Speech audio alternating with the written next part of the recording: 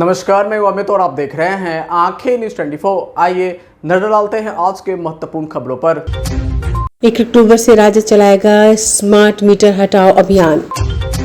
शिक्षकों की transfer posting पर मंत्री सुनील सिंह का बड़ा बयान। नवादा पहुंचे सांसद विवेक ठाकुर, आगजनी से पीड़ितों से की मुलाकात। रेल पुलिस का खुलासा, बिहार से चोरी मोबाइल पहुंचता है बांग्लादेश। और गन्ना मंत्री ने कहा जल्द शुरू होगा रीगा चीनी मिल। नमस्कार, मैं अमित और आप देख रहे हैं आंखें न्यूज 24। राजद के प्रदेश अध्यक्ष जगदानंद सिंह ने पटना में आयोजित संवाददाता सम्मेलन को संबोधित करते हुए स्मार्ट मीटर को लेकर बयान दिया है। स्मार्ट मीटर के नाम पर लूट मची है। उन्होंने कहा गरीब और आम उपभोक्ता इससे परेशान है। 1 अक्टूबर से जनता के मुद्दे को लेकर राजद आंदोलन करेगी। गांव और नगर के व्यक्ति त्रस्त हैं इन सब चीज़ों से। उन्होंने कहा कि अन्य प्रदेशों के मुकाबले बिहार में तेजी से स्मार्ट मीटर की शिकायत बढ़ी है। करोड़ों का घूस वसूला जा रहा है, आम जनता से वसूला जाता है। अकेले बिहार में जितना स्मार्ट मीटर लगा उतने पूरे देश में नहीं लगे। 32 लाख स्मार्ट मीटर लगे हैं, जो पूरे देश के अनुपात में काफ़ी अधिक है। 1,72,00,000 स्मार्ट मीटर बिहार में लगाने का लक्ष्य है। स्मार्ट मीटर का उद्देश्य था कि एक ही जगह से रीडिंग लेना, लेकिन 30 से 40% अधिक रीडिंग लग रही है। पूरे देश में 4,04,000 मेगावाट बिजली हो रही है। बिहार की हिस्सेदारी 10% आबादी देश भर में है, उस हिसाब से बिजली नहीं मिल पा रही। राजद 1 अक्टूबर से हर प्रखंडों में कार्यक्रम करेगा स्मार्ट मीटर हटाओ। 200 यूनिट बिजली हम लोगों ने मुफ्त देने की घोषणा की है। अगर सरकार ने स्मार्ट मीटरों को नहीं हटाया तो गांव वालों से विरोध करने और स्मार्ट मीटरों को उखाड़ फेंकने की बात भी राजद करेगा। इस समय बिल्कुल स्टेट सब्जेक्ट, लेकिन धन है लालू प्रसाद जी। 2004 में मिनिमम प्रोग्राम में इन्होंने शामिल कराया रूरल इलेक्ट्रिफिकेशन का।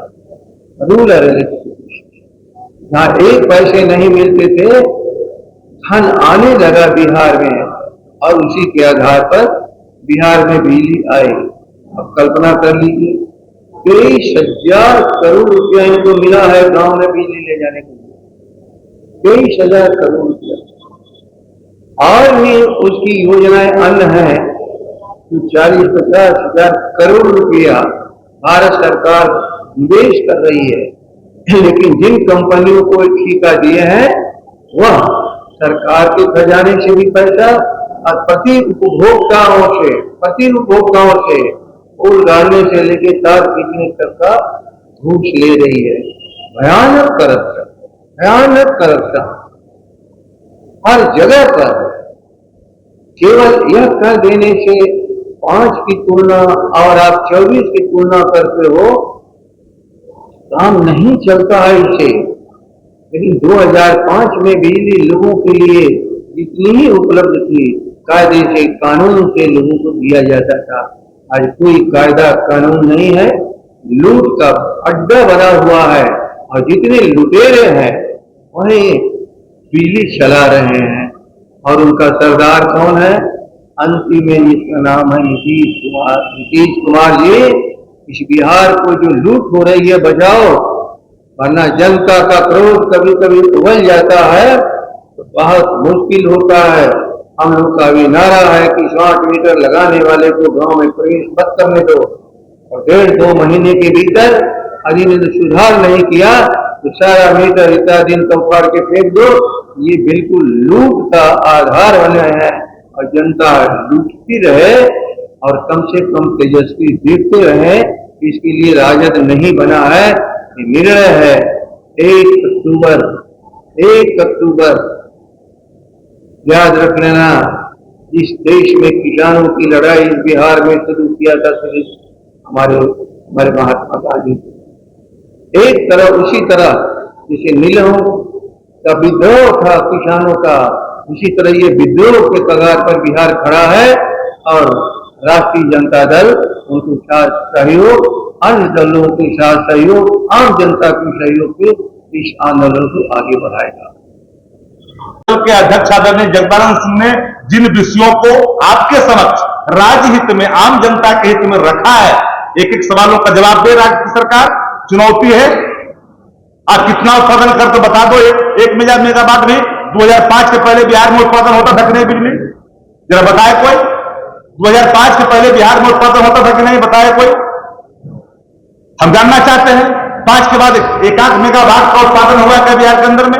यही सवाल तो माननीय अध्यक्ष जी पूछ रहे हैं आप लोगों से, आपके सामने रखे हैं जनता के लिए।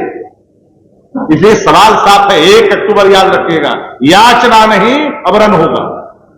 एक सवाल है, 5 सालों से गरीब पूछे जा रहे हैं, नहीं लगता। मैं तो कहा कि जो स्मार्ट लूट में संस्थागत तौर पर, स्मार्ट लूट के संस्थागत तौर पर जो इसमें शागिर्द है, अधिकारी के घर में क्यों नहीं लगा? Who are responsible? नहीं, अधिकारी, इसकी चर्चा आदरणीय अध्यक्ष जी ने कहा कि लोग इस पैसे से नगरों में, शहरों में अपने कई तरह के कीर्तिमान स्थापित कर रहे हैं, लेकिन आम और इंसान जो सब्जी बेचता है, जो दुकानदारी करता है, जो खोलचा बेचता है, जो रात में पंखा चलाता है, डरता है कि स्मार्ट मीटर का दंश प्रतिदिन भुगतना पड़ता है। 2 सवाल है, मीटर चालू होने में बिहार 5वां नंबर पर है और लगाने में पहला नंबर पर है।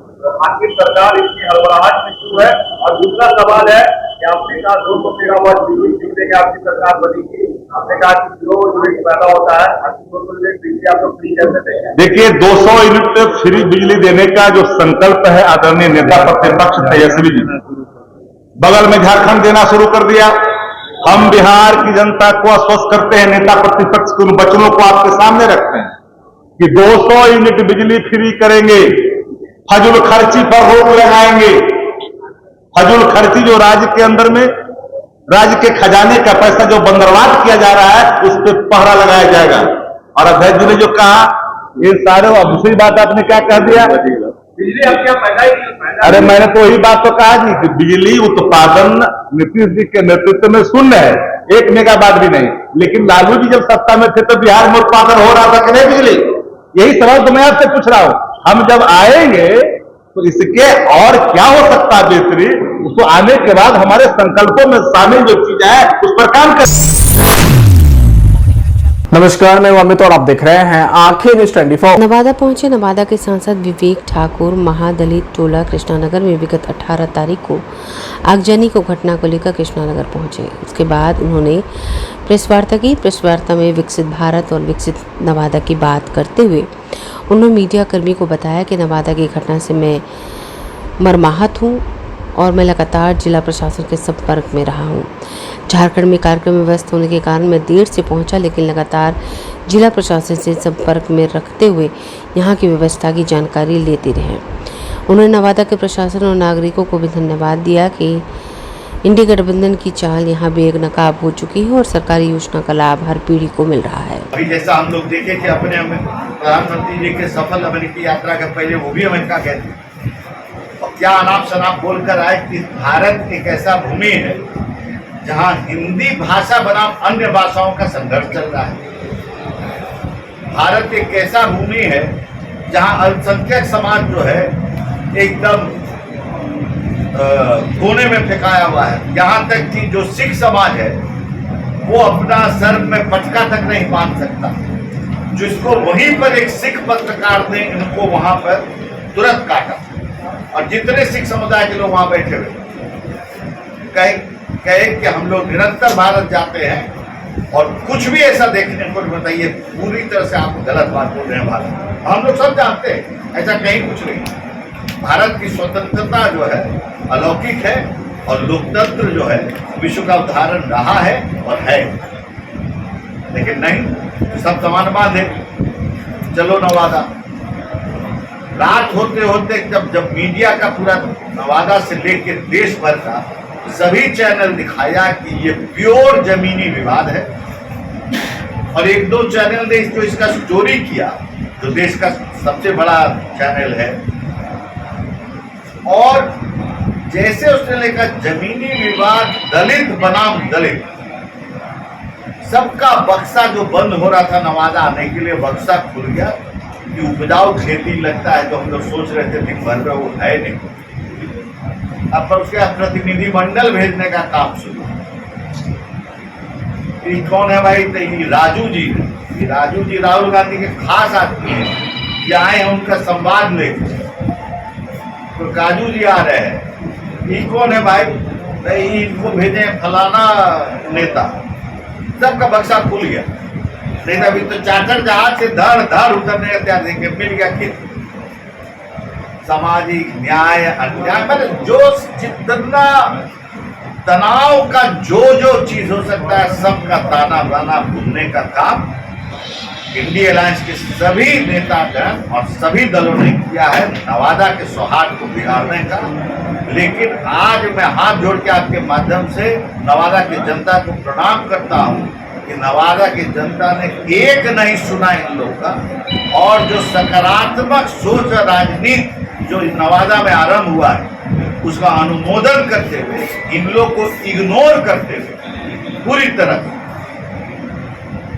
नवादा की जनता ने नोटिस नहीं लिया, न प्रतिनिधि मंडल का न देश के नेता का, और ये मानते हुए कि ये क्रिमिनल एक्ट है, क्राइम हुआ है, इतना तक सीमित सोच को अपना रखते हुए और जिस मुस्तैदी से बिहार सरकार और भारत। नमस्कार, मैं अमित और आप देख रहे हैं आंखें न्यूज 24। रेल पुलिस ने खुलासा किया है कि बिहार से चोरी का मोबाइल बांग्लादेश पहुंचता है। रेल पुलिस ने एक बड़े गैंग का खुलासा किया है। 5 अपराधियों को गिरफ्तार किया गया है। छठा पकड़ा गया अभियुक्त नाबालिग है। बिहार से मालदा हुए थे, बांग्लादेश में इसे बेचा जाता है।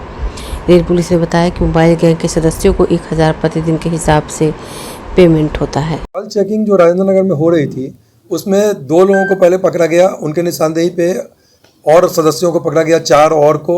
जो सबसे रोचक तथ्य सामने आया है कि ये लोग प्रोफेशनली एक मैनेज्ड गैंग है जो 1000 रुपये प्रतिदिन में अपने सदस्यों को रखे हुए हैं, और ये जो मोबाइल चोरी करते हैं वेटिंग रूम से चाहे कहीं से भी, उसको मालदा होते हुए बांग्लादेश भेजते हैं ये लोग इस मोबाइल को। तो एक बहुत बड़े गिरोह का पता चला है। अंतर्राज्यीय जो गैंग है उसमें 6 लोगों को गिरफ्तारी हुई है। 6 में एक विधि विरुद्ध बालक हैं जिनको कि जज बोर्ड के समक्ष प्रस्तुत किया गया जाएगा, और 5 ऐसे भी पकड़े गए हैं। और इनका सरगना रोशन कुमार है जो बिहार का ही रहने वाला है, और वो पहले भी पिछले वर्ष इसी प्रकार एक बड़ी जो रिकवरी हुई थी 55 मोबाइल का लगभग, उसमें वो पहले जेल जा चुका है। ये चोरी के मोबाइल को कहाँ बेचा करता था? ये लोग मालदा बेचते हैं और मालदा से होते हुए बांग्लादेश इनको भेजा जाता है। ब्लेड का क्या रोल है सर? ब्लेड में ये जो बैग रहता है, जो अटैची रहता है, उसमें ये बैग में ब्लेड मार के उसमें से मोबाइल चोरी कर लेते हैं। ये लोग मंथली पर रखे हुए या पर डे? नहीं, पर ये प्रतिदिन 1000 रुपया दिया जाता है गैंग संचालक रोशन कुमार के द्वारा प्रतिदिन। गैंग में कितने लोग हैं, कुछ बताएं? गैंग में 7 सदस्यों को पता चला है, जिसमें 6 पकड़े गए हैं, एक विधि विरुद्ध बालक, और 7वां रोशन कुमार जो गैंग का संचालक है, सरगना है, उसके गिरफ्तारी के लिए लगातार छापेमारी की जा रही है। क्या क्या बरामद हुआ है? अभी बरामद हुआ है 11 मोबाइल बरामद हुआ है, 9 स्क्रीन टच, 2 कीपैड, लगभग 1,50,000 मूल्य का, 210 रुपए, 2 घड़ी, 1 मोबाइल चार्जर और ब्लेड का टुकड़ा। नमस्कार, मैं अमित और आप देख रहे हैं आंखें न्यूज 24। शिक्षकों के ट्रांसफर पोस्टिंग पॉलिसी पर शिक्षा मंत्री सुनील कुमार ने बड़ा बयान दिया है और कहा है कि 2-3 दिनों में इस संबंध में रिपोर्ट मिल जाएगी।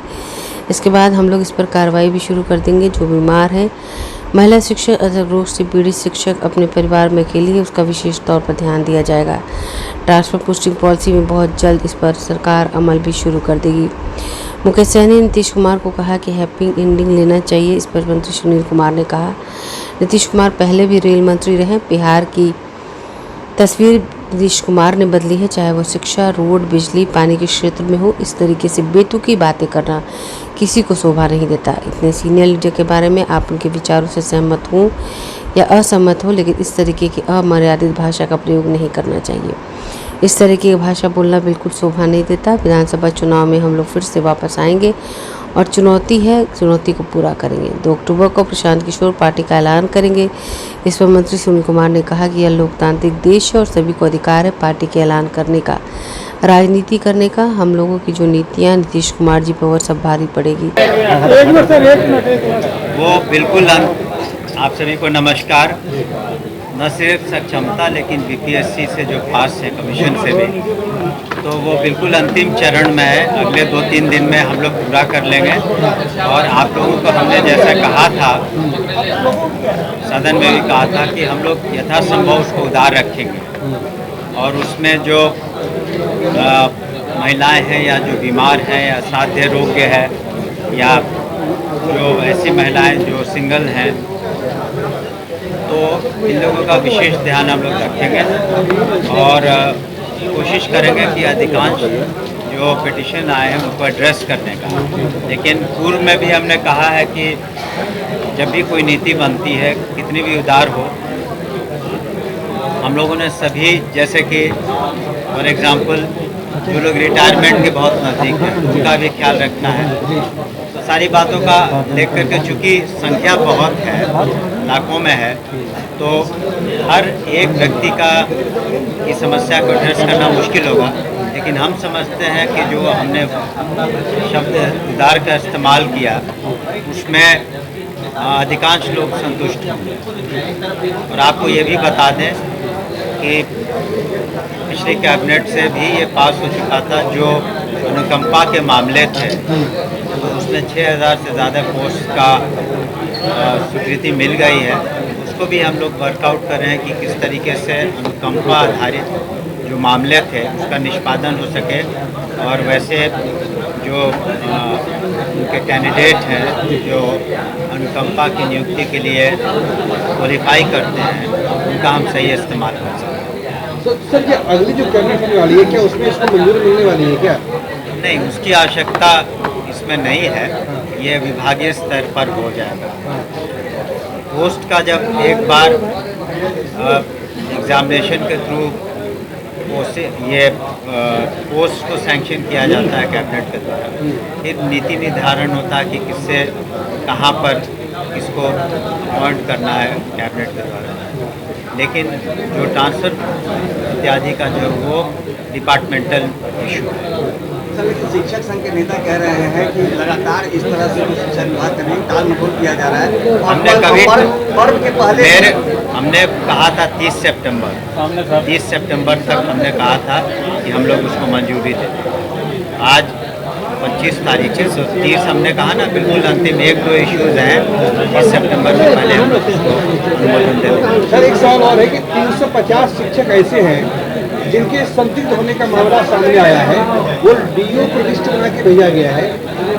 कुछ लोग सक्षमता परीक्षा जो दोबारा उसमें शामिल नहीं, उनको लगा कि उनकी डिग्री पकड़ी जाएगी। सर, ऐसे 350 शिक्षक हैं, क्या इनके खिलाफ कोई कार्रवाई करेंगे आप?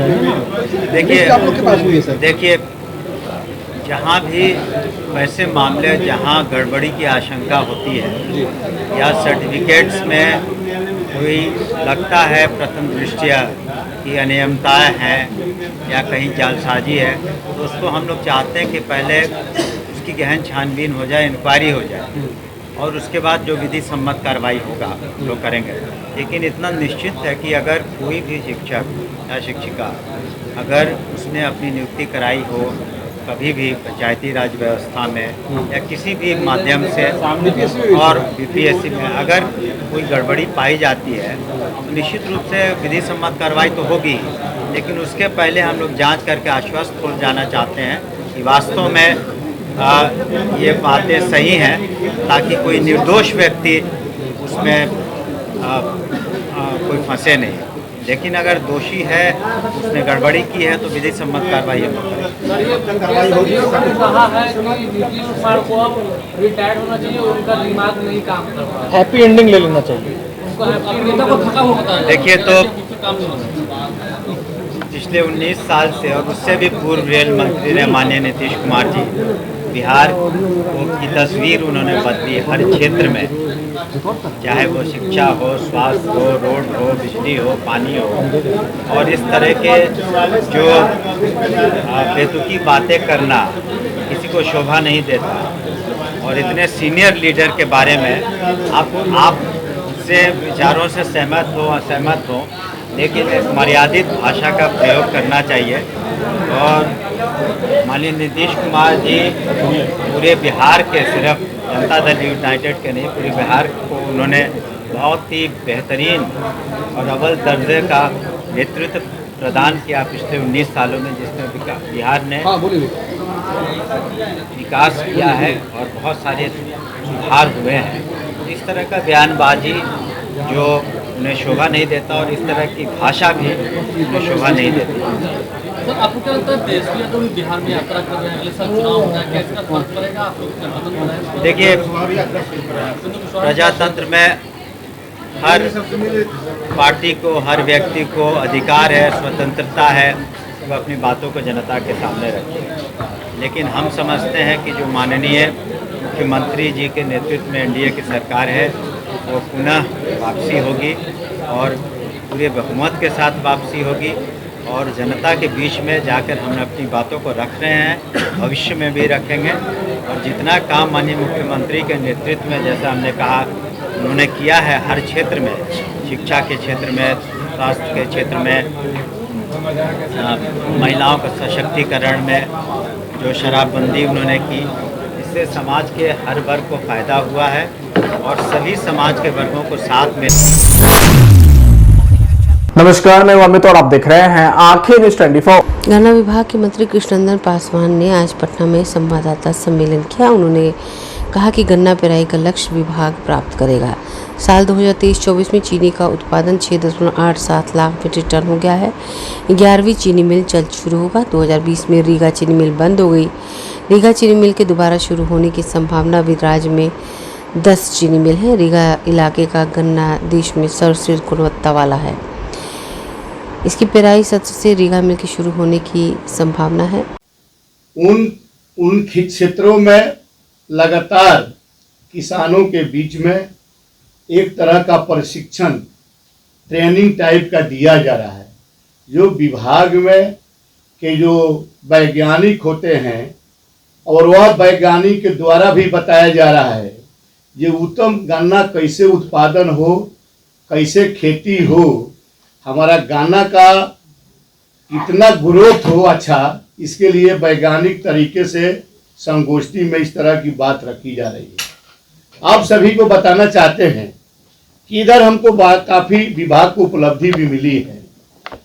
विगत 4 वर्षों से करीब रीगा शुगर मिल बंद पड़े थे और 4 टेंडर निकाले गए थे, 3 टेंडर निकाले गए थे पहले, जो टेंडर में हमारे विभाग को उपलब्धि नहीं मिला था। लेकिन चौथा टेंडर में हम कह सकते हैं कि वह टेंडर सफल रहा और वहाँ निगरानी ग्रुप का कोई मैसेज जो आया है वह उनके हाथ में टेंडर का प्रक्रिया पूरा करके और वह मिल चलाने के लिए, यानी इसी सत्र पेराई करने के लिए उन्होंने घोषणा किया है। यह बिहार के लिए और बिहार की जनता के लिए, खासकर सीतामढ़ी शिवहर उन इलाकों के लिए, किसानों के लिए यह बहुत सुखद पल रहा है या दिन है। तो निश्चित तौर पर हमारा गन्ना का उत्पादन कैसे बढ़े, हमारे विभाग में मुख्यमंत्री गन्ना विकास योजना से कई एक योजनाएं चलाए जा रहे हैं। उसमें है कि उत्तम खाद, उत्तम बीज और कृषि औजार हम किसानों को दें और दिया जा रहा है और किसान इस उत्तम खाद बीज पाकर निश्चित तौर पर उत्पादन के तरफ उनका अपना सहयोग है।